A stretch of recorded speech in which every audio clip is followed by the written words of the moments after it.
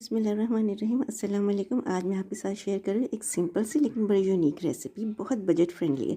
इसके लिए मैंने लिए हैं पालक के पत्ते। आप ज़रा बड़े पत्ते लें तो ज़्यादा बेहतर है, लेकिन आप देख सकते हैं मैंने छोटे पत्ते लिए, मैंने धो के बास्केट में रख दिया। ये हमने लिया बेसन, इसमें जो हम रेगुलर स्पाइसेस डालते हैं हमने वो डाले हैं और इसको मैंने अच्छी तरह से घोल लिया है।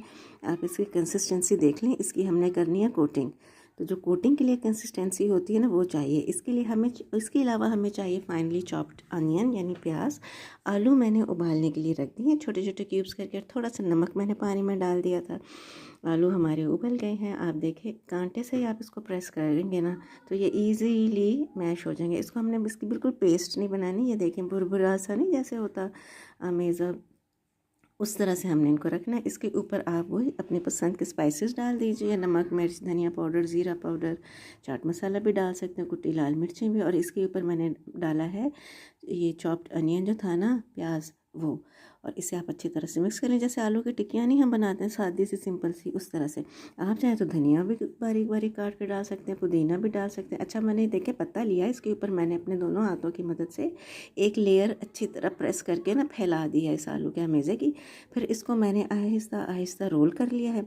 उसके बाद ये जो आपको क्यूट ही डिब्बी नज़र आ रही है ना, ये टूथपिक्स की है। फिर मैंने ना इसमें टूथपिक एक इंसर्ट कर दी है, ठीक है। और इसे आप सबको एक ही दफ़ा बना के रख लीजिए। जब बेशक आप काफ़ी देर पहले बना के रख लें, जब अफ्तारी का टाइम करीब होगा तो बस फिर आपने बेसन तो भी पहले से घोला, बेसन में डिप करना है आपने, ये देखें। और आपने इसको फिर डीप फ्राई कर लेना है।